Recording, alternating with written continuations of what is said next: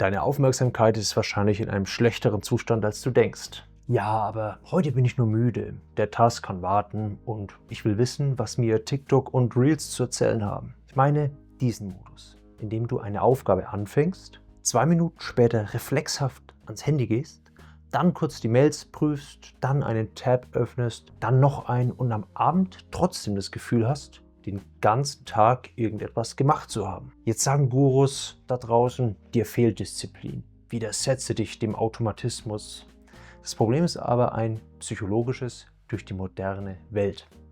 Wir sind auf Unterbrechung trainiert, auf Reizwechsel, auf kleine Dopaminhäppchen, auf ständige Verfügbarkeit. Wenn du so lebst, wird Konzentration irgendwann zur Ausnahme und Zerstreuung zum Standard. Ich sage es jetzt auch nicht aus irgendeiner Wellness-Ecke.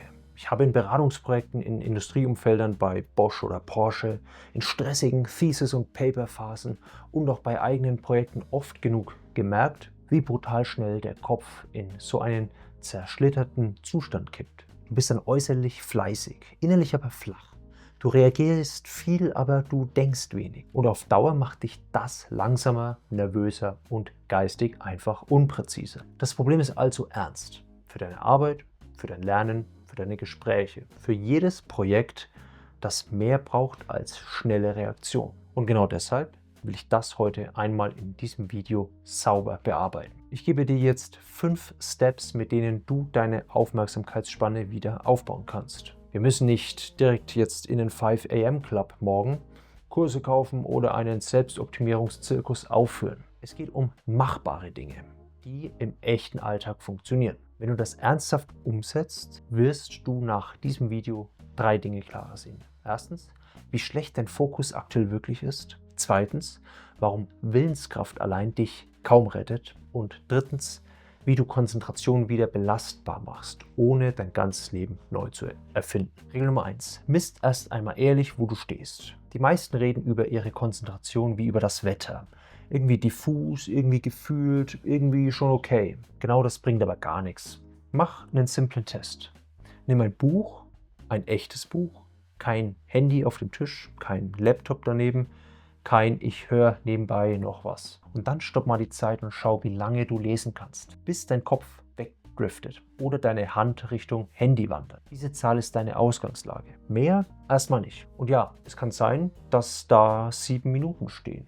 Vielleicht 5. Das kratzt am Ego. Bei mir hat es auf jeden Fall am Ego gekratzt. Es ist trotzdem nützlich, weil du kannst damit mit der Realität arbeiten und nicht mit irgendeinem idealisierten Selbstbild. Ich lernte vor allem Führungskräfte kennen, die ihre Konzentration massiv überschätzen, weil sie Aktivität mit Fokus verwechseln. Ich übersetze das gerne wie 10 Browser-Tabs offen zu haben und das ständige Springen dazwischen. So fühlt sich das oft an. Das ist aber selten tiefe Arbeit.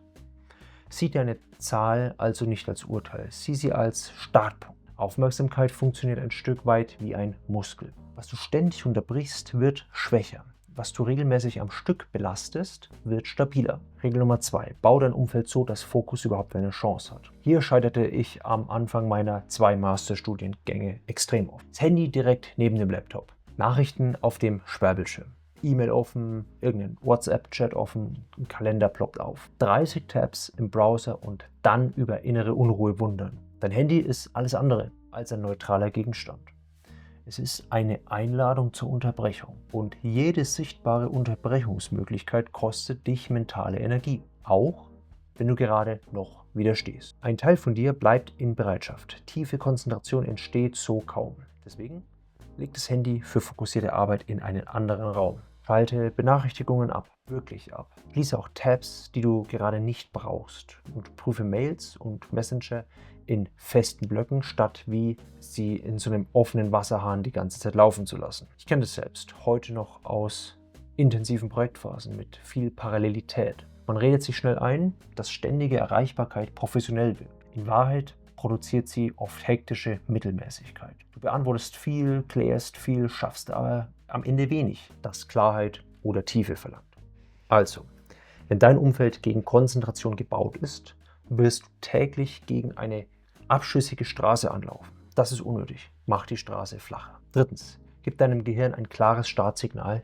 Die Aufmerksamkeit geht oft schon vor der eigentlichen Arbeit flöten. Es geht an den Schreibtisch. Laptop wird geöffnet und jetzt soll auch der Fokus erscheinen. Dann kommen Mails, ein Link, 2 Nachrichten, noch schnell News, kurz Kalender, noch ein Gedanke. Und 10 Minuten später ist der Körper am Tisch, aber der Kopf auf Weltreise. Deshalb helfen Rituale. Nicht, weil sie magisch sind. Sie sparen Friktion, also Reibung. Das kann extrem schlicht sein. Gleicher Arbeitsplatz, Dokument schon geöffnet, Handy weg, Kopfhörer auf oder bewusst Stille. Es kann auch ein Glas Wasser daneben sein. Und dann geht's los. Kein langes Verhandeln mit dir und auch kein ich starte gleich, ich ordne nur noch kurz dies und das. Dieses Kurz ist oft der Anfang vom Zerfall. Ich habe irgendwann gemerkt, dass mein Problem vor anspruchsvollen Aufgaben oft gar kein Fähigkeitsproblem war. Der Übergang war kaputt. Der Einstieg war zu offen. Zu viele kleine Schleifen, zu viele Ausweichbewegungen. Ein klares Startsignal hat genau das reduziert. Wichtig ist jetzt nicht, wie cool dein Ritual aussieht, es muss wiederholbar sein. Dein Gehirn soll lernen, wenn diese Abfolge startet, beginnt konzentrierte Arbeit. Das senkt die Hürde und spart Willenskraft für die Aufgabe selbst. Der 4. Punkt. Arbeite in Blöcken und geh raus, bevor dein Kopf kippt oder explodiert. Das ist ein weiterer Fehler. Viele machen Pause erst dann, wenn der Kopf längst leer ist. Dann sitzt du noch 1 Stunde vor dem Bildschirm, liest Sätze 3-mal, klickst Dinge an und verlierst den Faden. Und nennst das dann noch Arbeiten. Von außen wirkt es wieder fleißig, aber von innen ist es Restbetrieb. Dein Gehirn hält hohe Konzentration nicht endlos und das ist völlig normal. Das muss man akzeptieren. Und wer hier unermüdlich pusht, gerät in Gereiztheit und schließlich Fehler in der Arbeit. Deshalb arbeite in klaren Blöcken. Du bist fertig, dann kurz aufstehen, ein paar Minuten laufen, Wasser holen, Fenster auf, Schultern bewegen, idealerweise raus aus dem Raum und bitte ohne Handy. Ich erwischte mich selbst teilweise, einen Break auf Social Media als Pause zu verbuchen. Das ist natürlich absoluter Blödsinn, weil das ist auch nur die nächste Reizladung in anderer Verpackung. In meinem Umfeld der Unternehmensberatung sah ich auch oft, dass gerade ambitionierte Leute Pausen oft verdächtig und unproduktiv fanden. Der Gedanke des Pushs war immer da. Es fühlt sich so nach Nachlassen an, wenn eine Pause da ist. Gute Arbeit braucht aber Rhythmus. Wer immer nur durchdrückt, bekommt selten mehr Qualität. Meistens bekommt er längere Anwesenheit bei sinkendem geistigen Niveau. Das bringt keinem was. Punkt Nummer 5. Koppel deine Aufmerksamkeit an einen echten Grund. Fokus hält länger, wenn die Aufgabe für dich einen klaren Grund hat. Fehlt dieser Grund, wird jede Ablenkung sofort attraktiv. Stell dir vor einer wichtigen Aufgabe eine einfache Frage. Wofür mache ich das gerade konkret? Das ist jetzt nicht im pathetischen Sinne, ganz nüchtern. Was wird besser, wenn ich diese Sache sauber zu Ende bringe? Für mich, für ein Team, für einen Kunden, für irgendein Projekt, das ich ernst nehme. Wenn du darauf keine klare Antwort hast, dann wundere dich nicht über Aufschub. Dein Kopf springt dann nicht immer aufgrund von Faulheit weg. Häufig fehlt einfach die innere Zugkraft. Ich kenne das von Schreibphasen sehr gut. Sobald ich bei einem Text oder Konzept den Zweck nicht sauber vor Augen hatte, wurde plötzlich alles andere interessant. Die E-Mails wieder, TikTok, Insta, irgendein Artikel, den ich genau in dem Moment angeblich dringend lesen musste. Als der Arbeitsgrund klar auf dem Tisch lag, wurde der Fokus stabiler. Es tut auch nicht weh, den klaren Grund in einem Satz aufzuschreiben. Einfach eine Erinnerung daran, warum diese Aufgabe heute deine echte Aufmerksamkeit verdient. Was machst du jetzt mit den 5 Impulsen? Teste sie im Alltag und merke, wie dein Kopf wieder belastbarer. Du bleibst länger bei einer Sache. Du liest tiefer, du denkst sauberer und du bemerkst schneller, wann du gerade in Reizsuche abrutscht. Und du verschenkst weniger geistige Energie an Dinge, die nur laut sind und deine Dopaminrezeptoren frittieren. Das hat Folgen, die weit über Produktivität hinausgehen, weil Lernen wird leichter. Gespräche werden klarer und machen auch mehr Spaß.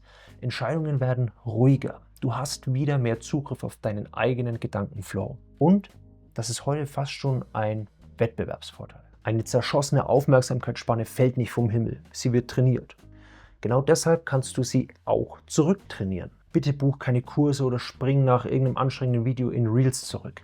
Fang mit Ehrlichkeit an. Miss deine Ausgangslage, räume die größten Ablenker aus dem Weg und bau dir einen klaren Einstieg. Schütze deine Energie über den Tag und gib deinem Fokus einen Grund, der auch trägt. Über Energie, Fokus und Ziele sprach ich auch mit Niklas Steenfahrt, der nochmal einen anderen, schärferen Blick auf dieses Thema hat.